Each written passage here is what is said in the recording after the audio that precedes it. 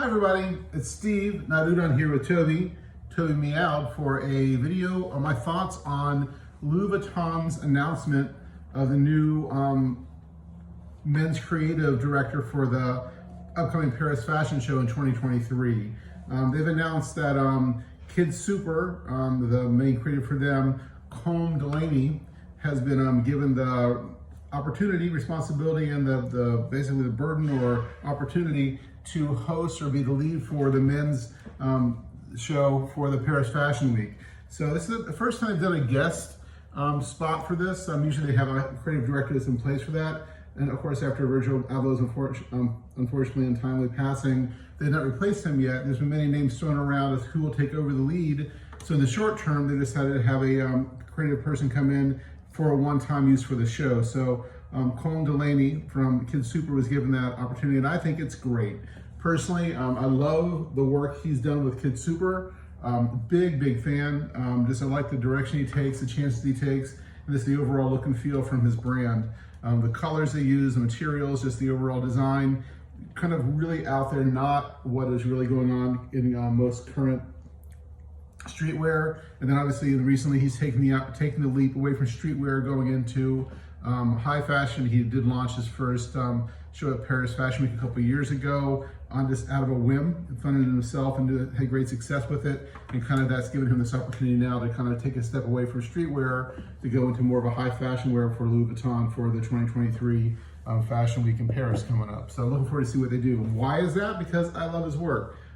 His collaborations with Puma, to me, is what got me into his brand. I had not really up on the brand before that. I know he didn't work with Mac Miller and other things previously, but I just wasn't really in that lane.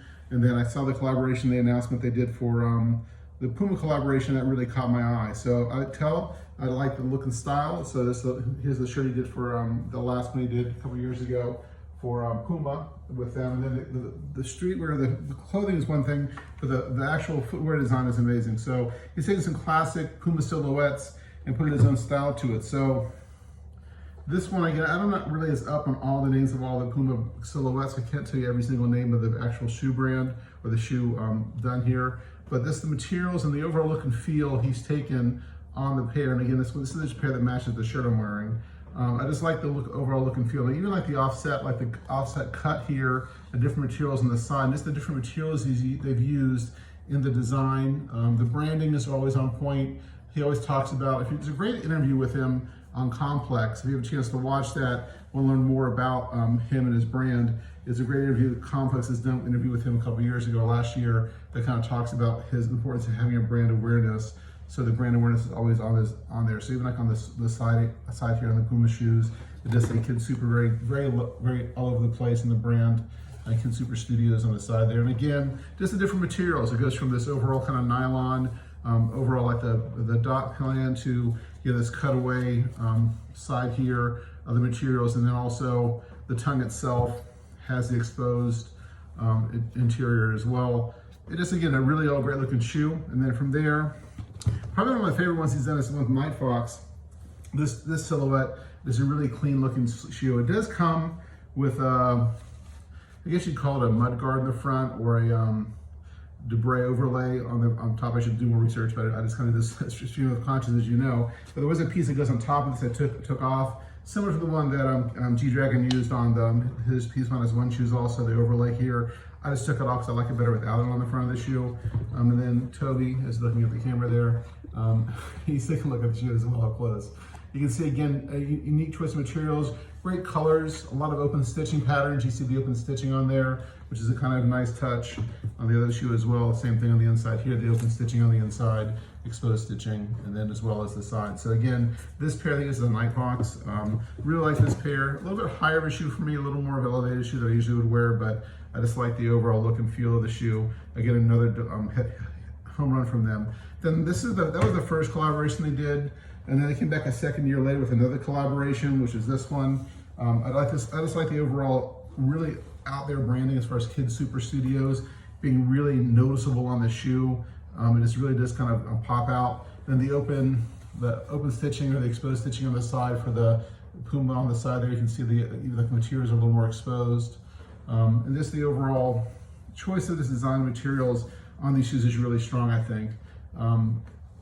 This pair is probably the very colorful, but again, you know, it's a little more subdued than the other ones I thought. That was the previous was a lot more pastels. This is going with more of the neutral colors, I think, or like it's still kind of Eastery, I guess, but still different color scheme on this. And then the shoe that really kind of like came out of nowhere for me, which I really liked, was this take on this one.